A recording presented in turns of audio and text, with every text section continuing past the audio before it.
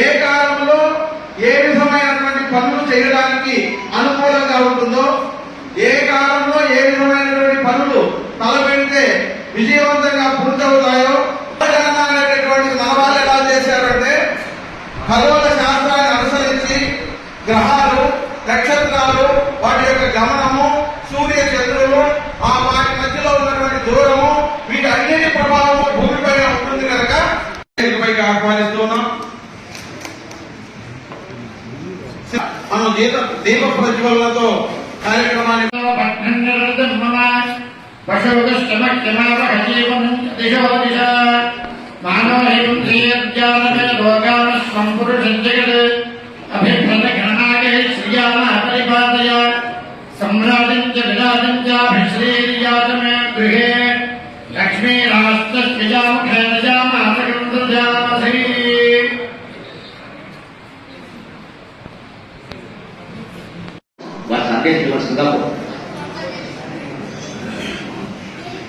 First అందరికీ నా తరపు నుంచి ఉగాది శుభాకాంక్షలు. ఇక్కడ వచ్చి మీరు మాట్లాడడానికి పాయింట్స్ నేను జాగ్రత్తగా విన్నాను. సో మనందరూ ఉగాది గురించి మాట్లాడడానికి టీఆర్ గారు ఫస్ట్ ఉగాది గురించి చెప్పినప్పుడు ఇది మన తెలుగు వాళ్ళందరికీ ఒక కొత్త సంవత్సరం అని చెప్పారు. అంటే ఎక్కడైతే తెలుగు ప్రజలందరికీ మనకు ఒక కొత్త సంవత్సరం ఉగాది. యుగానికి ఆది అని టీఆర్ గారికి చెప్పారు. యుగానికి ఆది అంటే ఒక సంవత్సరం ప్రారంభం. నా అభిప్రాయం ప్రకారం, మా అభిప్రాయంలో ఉగాది అంటే ఒక కేవలం ఒక పండుగ మాత్రం కాదు. అంటే ఒక కొత్త న్యూ ఇయర్ వల్ల కొత్త యుగానికి ప్రారంభం మాత్రం కాదు. ఇది మన అందరికీ ఒక రిమైండర్ కూడా. రిమైండర్ అంటే ఎందుకంటే ఇప్పుడు మన సంస్కృతికి తిరిగి వెళ్ళడానికి, అదేవిధంగా మన రూట్స్ అంటే మన రూట్స్ గుర్తించడానికి ఒక మంచి అవకాశం కూడా.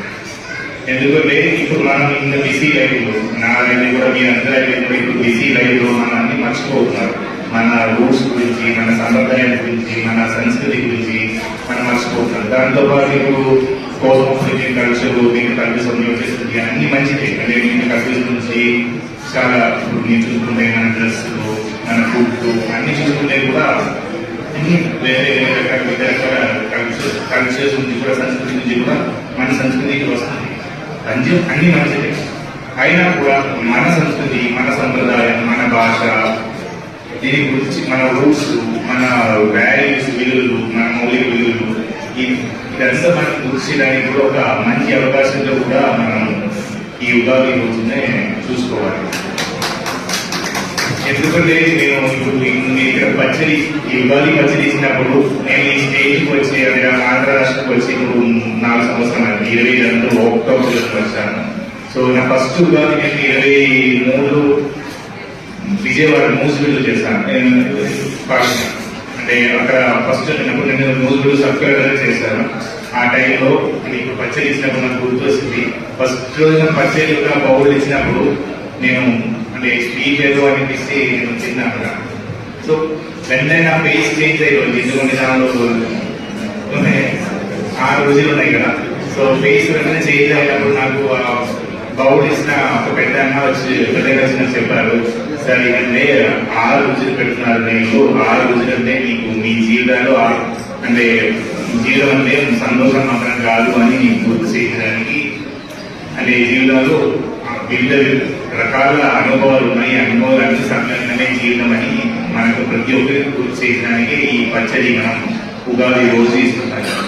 దానికి నేను ఫస్ట్ మీకు స్టార్ట్ చేసినప్పుడు కూడా ఉగాది అంటే ఒక రిమైండర్ అని చెప్తున్నాను. ఇక్కడ కూడా ఈ పచ్చడి కూడా ఒక రిమైండర్. మనకు ఉగాది పచ్చడి కూడా మనకు రిమైండర్.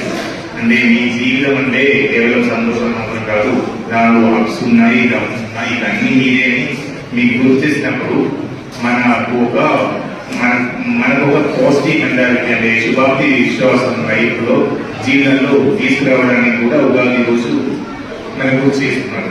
ఎందుకంటే ఇప్పుడు మనకు ఎన్ని కష్టాలు ఉన్నాయంటే కూడా ఇప్పుడు ఈ బిట్టర్ టేస్ట్ కూడా ఇంకొక రోజు ఒక స్వీట్ మన లైఫ్ వచ్చేస్తుంది అని కూడా ఉగాది రోజు మనం చెప్తున్నారు.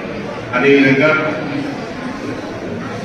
కరుణ అంటే ఇప్పుడు మనం ఒక మంచి పొజిషన్ మనం కూర్చున్నప్పుడు కూడా మన పక్కన వారు ఒక వాళ్ళకి కొద్ది కష్టాలు ఉన్నాయంటే కూడా అది శాశ్వతం కాదు. వాళ్ళకి వాళ్ళకి మంచి రోజు వస్తుంది, మనకు ఒక బ్యాడ్ టైం కూడా వచ్చేస్తుంది అని కూడా మనం ప్రూవ్ చేస్తే వాళ్ళకు కూడా సపోర్ట్ చేయాల్సిన బాధ్యత, వాళ్ళకు కూడా సహాయం అందించాల్సిన బాధ్యత మనది అని కూడా ఉగాది రోజు గుర్తు చేస్తుంది. అహంగా అంటే మనం మనకు పెద్ద పోస్ట్, ఇప్పుడు మనం అందరూ పెద్ద పోస్ట్ వెళ్ళినప్పుడు ఎకనామికల్ గా ఏదో ఒకటి మనకు ఒక మంచి పొజిషన్ వచ్చినప్పుడు కూడా నేను పెద్ద ఎవరు అయ్యారు, మీరందరూ చిన్నది యొక్క అహంగా అంటే అది అహమని భావం వచ్చినప్పుడు కూడా అది మనకు గుర్తు చేస్తుంది. ఏంటి రేపు ఒక రోజు మీకు ఒక డౌన్ వచ్చేస్తుంది, సో మీరు ఇంకా అహంగా పెట్టుకోవడానికి కూడా లేదు అని కూడా మనకు గుర్తు చేస్తుంది.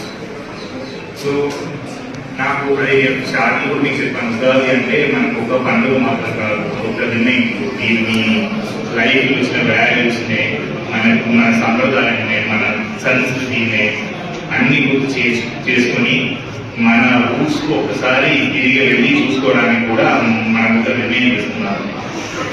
మరి ఒకసారి అందరికీ ఉగాది శుభాకాంక్షలు చేసుకుని తీసుకున్నటువంటి నేను ఈ కార్యక్రమంలో ఉగాదికి సంబంధించిన అంశాన్ని తొలుత వ్యాఖ్యాత జయరామరెడ్డి గారు చాలా చక్కగా వివరించారు. ఉగాది యుగాల సాగి, యుగం అంటే సంవత్సరం, సంవత్సరాది. చైత్ర శుద్ధ పాడ్యమి నుంచి కొత్త సంవత్సరం మొదలవుతుంది కాబట్టి తెలుగు వారికి ఇది తెలుగు ఉగాది. మన కాలమానం ప్రకారం చైత్ర వైశాఖాలు ప్రకృతి చిగురించేటువంటి సమయం నుంచే కాలం ఆరంభం. కాబట్టి మన ప్రామాణికం ప్రకారం తెలుగు వారి యొక్క సాంప్రదాయం చైత్ర వైశాఖాల నుంచే మొదలవుతుంది. కాబట్టి చైత్ర మాసం మొట్టమొదటి రోజున, చైత్ర శుద్ధ పాడ్యమి రోజున ఈ ఉగాది పండుగ జరుపుకోవడం అనేది అనాదిగా ఉంటున్నటువంటి మన సాంప్రదాయం. దాన్ని కొనసాగించుకుంటూ వెళ్లే విషయంలో ఆంధ్రప్రదేశ్ రాష్ట్ర ప్రభుత్వం కూడా ఇవాళ రాష్ట్ర స్థాయిలో భారీ కార్యక్రమాన్ని కూడా ఏర్పాటు చేయడం జరిగింది. చాలా మంది కవులకి, కళాకారులకి, పండితులకి అందరికీ కూడా సన్మాన కార్యక్రమాలు ఏర్పాటు చేస్తూ వారందరికీ కూడా హంసరత్న అవార్డు ఇవ్వడం అనే కార్యక్రమం కూడా చేపట్టబోతుంది. సో మనకు ఉన్నటువంటి కాలం తక్కువ కాబట్టి చాలా వర్తగతిన ఈ కార్యక్రమాన్ని మనం తీసుకొని మన దగ్గర కూడా ఉన్నటువంటి కవి పండితులకి సత్కరించాలన్న భావన గౌరవ కలెక్టర్ గారు వ్యక్తపరిచినందున చాలా సమర్పణలో వారందరినీ కూడా గుర్తించి మనం తీసుకోవడం జరిగింది. ఈ రోజున ఈ కార్యక్రమంలో అతిథుల ప్రసంగాలు, పంచాంగ శ్రవణం అయిపోయిన తర్వాత వారికి సత్కార కార్యక్రమాలు ఉంటాయి.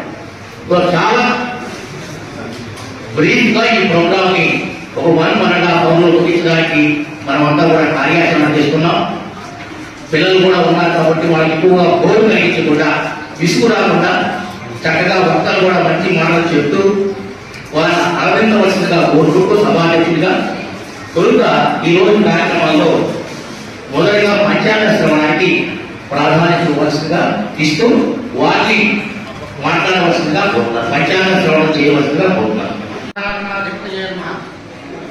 ఆదిపూజ్యాయ దేవాయ సంతమోదకధారిణే ప్రాణయాంసాయ శ్రీ. ఇక్కడ ఇచ్చేసినటువంటి అధికారులందరికీ కూడా నమస్సుమాంజలి తెలియపరుస్తూ ఈ కళాభవనామ సంవత్సరంలో మన రాష్ట్రానికి లేదా మన దేశానికి సంబంధించి వర్షాలు, సుపరిపాలన ఇవన్నీ ఏ విధంగా ఉంటాయో పంచాంగంలో తెలియపరిచినటువంటి దాన్ని మీ అందరికీ కూడా తెలియపరచడానికి నా వంతు ప్రయత్నం చేస్తాను. సూర్యేంద్రాలబుధాదయగాప్యశనిరాహూత్సాదనామగ్రహాన్ జ్యోతిశ్చక్ర విభాజితాన్ జనపదాన్ కర్మ ప్రకాశే స్థితాన్ శేషాద్రి ప్రభుదేవదేవతయా లబ్ధాధికారాన్ సదా తస్యానుగ్రహగాంక్షణసురవరాన్ నిత్యం నమస్కుర్మహే. ఈ రోజున జరుపుకుంటూ ఉన్నాం. ఈ యుగంలో ఈ సంవత్సరాలు 60 ఉంటాయి కాబట్టి అవే మనకి 2 అవుతూ ఉంటాయి.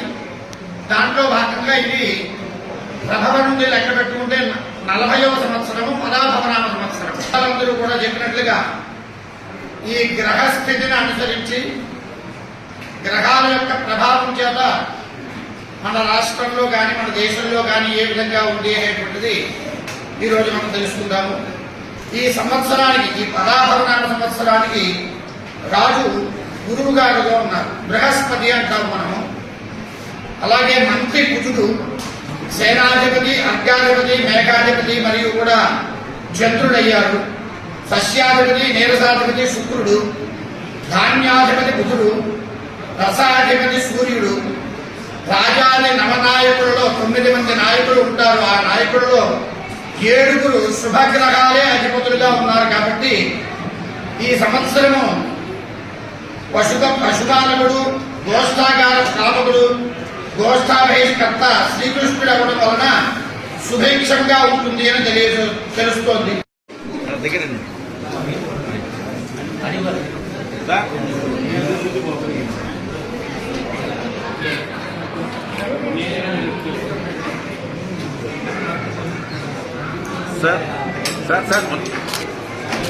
స్వీకరించవలసిందిగా కోరుతున్నాం.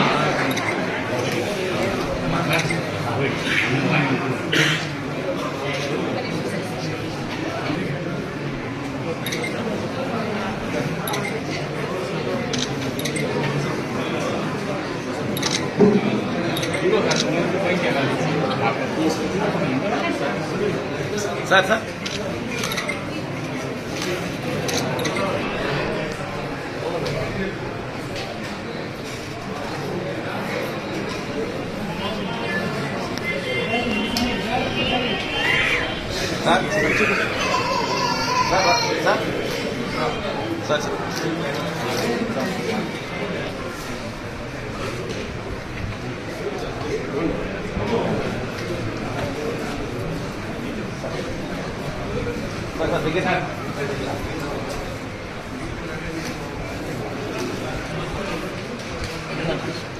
స్నేహితులు వెంకటరమణ గారు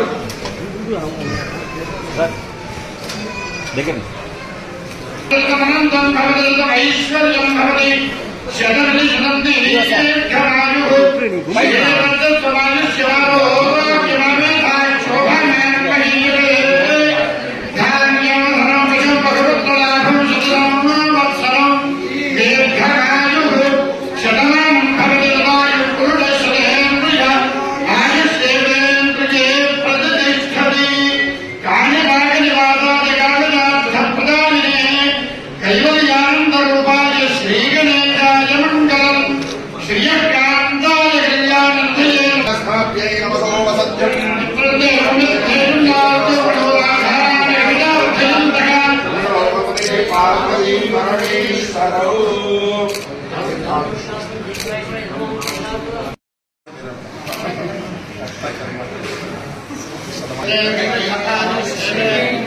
ప్రతిష్టతి శతమితి అనంతం దీర్ఘమాయు. ఓం భద్రం కర్ణేర్హం వస్ఫుణయామదేవాః భద్రం పశ్యేమాక్షరేణే సత్యవాహనం పురోహితే యశ్వేమదేవ జనంతిదాయుః స్వస్తి రుద్రోక్తస్వరాః స్వస్తి నమోభ్యామశీలాః స్వశాంతిరస్యాంతిరస్యాంతి ధ్యానోరాధానభ్యామభ్యస్వః తెలుస్తూ ఉన్నారు.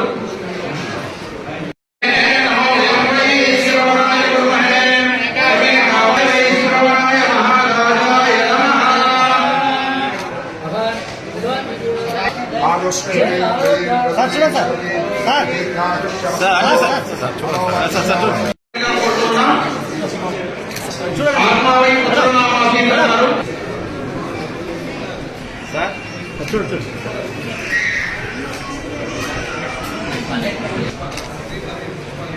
శ్రీ కట్టమని గోవర్ధన్ గారు ఆహ్వానిస్తూ ఉన్నాం. జిల్లా కలెక్టర్ గారు వారిని సన్మానిస్తూ ఉన్నారు. శ్రీమతి గండికోట బాలిజ గారు వారి వేదిక మీద రాలేదు. సామాజిక సేవారంగం నుంచి శ్రీ కె దామోదరాచారి గారు వారి వేదిక మీదకి రావాల్సిందిగా కోరుతున్నాం. చిత్రకారు రంగం నుంచి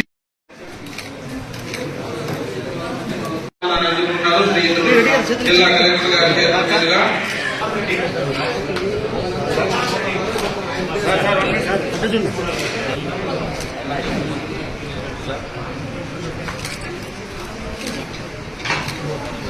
శ్రీ మల్లేరు హరినాయుడు గారిని శ్రీయుతులు జిల్లా కలెక్టర్ గారు మరియు డిఆర్ఓ గారు సన్మానం చేస్తున్నారు. వారికి